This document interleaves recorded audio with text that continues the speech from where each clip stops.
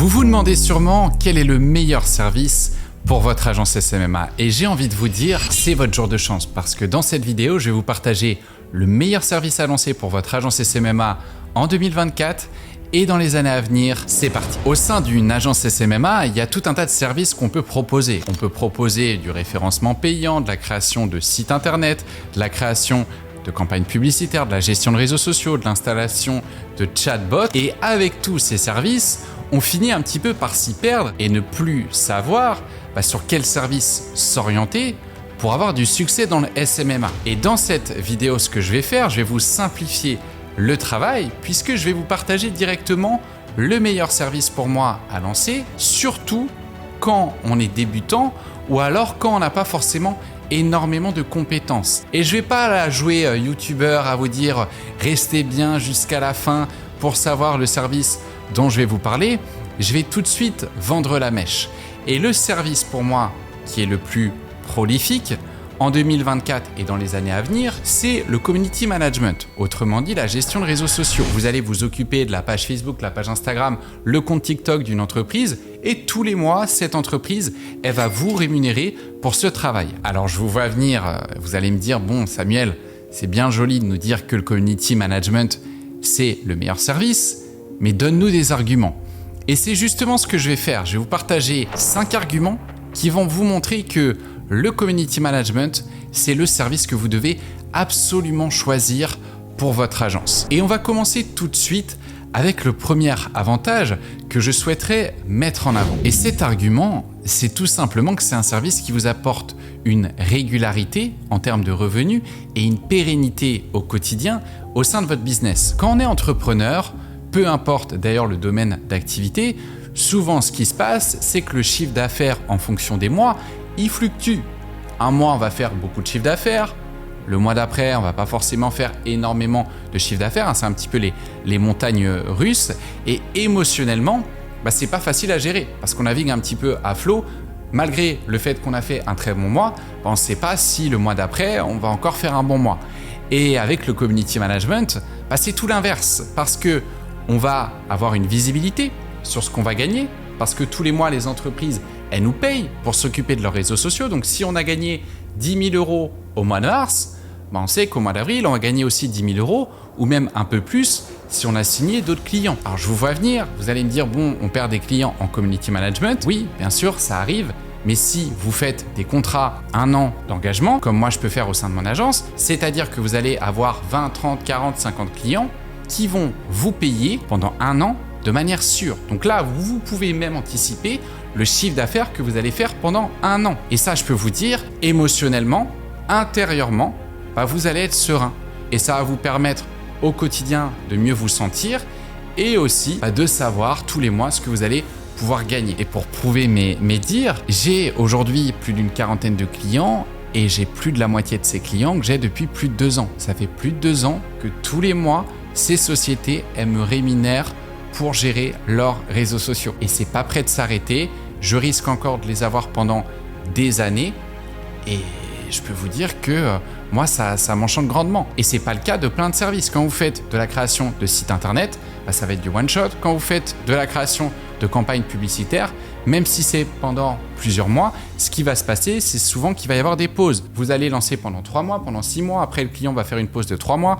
Il va relancer et ça va quand même fluctuer. Alors qu'avec le community management, si vous facturez 500 € par mois pendant 1 an, vous savez que pendant 1 an, vous allez toucher 500 €. C'est bête et méchant. Deuxième argument, et pas des moindres, c'est qu'aujourd'hui, toutes les sociétés ont besoin de communiquer sur les réseaux sociaux. Que ce soit le fromager du coin, l'opticien, le restaurateur, le coiffeur, où vous avez l'habitude d'aller, une entreprise, peu importe son domaine d'activité en 2024 et dans les années à venir, elle se doit d'être présente sur les réseaux sociaux pour travailler sa visibilité, son image de marque, attirer des clients si elle ne veut pas perdre des parts de marché. Et ça, forcément, quand vous vendez un service où il y a énormément de besoins, ça va vous faciliter la vie, vous vous en doutez. Et c'est un marché qui est quasiment inépuisable parce que chaque année, il y a des centaines de milliers d'entreprises qui se créent, qui ont besoin de communiquer et ne parlons même pas du marché international. Parce que là, on va tout de suite parler en millions d'entreprises qui se créent chaque année et qui ont besoin de communiquer sur les réseaux sociaux. Certes, aujourd'hui, le community management, c'est un service qui est quand même assez concurrentiel, mais néanmoins, le marché est tellement énorme que vous pouvez facilement trouver des clients. Et c'est pareil, c'est pas parce qu'il y a énormément de concurrence sur un marché que vous pouvez pas vous différencier. Parce que déjà, en adaptant la bonne mentalité, le bon argumentaire et en étant professionnel, vous vous démarquez de 90% des personnes qui font du community management. Et comme je l'indiquais aussi, si vous allez vendre de l'eau dans un désert où la majorité des personnes ont soif, ça va être facile de leur vendre de l'eau. Et là, c'est pareil avec le community management. Si vous vendez du community management en sachant que les personnes ont besoin de communiquer sur les réseaux sociaux, vous vous doutez bien que ça va être beaucoup plus simple. Et ça me permet de faire aussi le parallèle sur un troisième argument.